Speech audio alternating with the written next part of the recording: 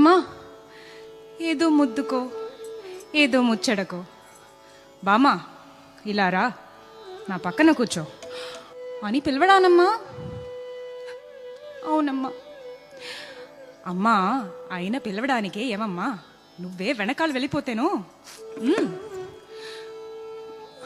అవునా స్వామి, ఓ స్వామి, నేను మీ సత్యభామను అని వినడాయని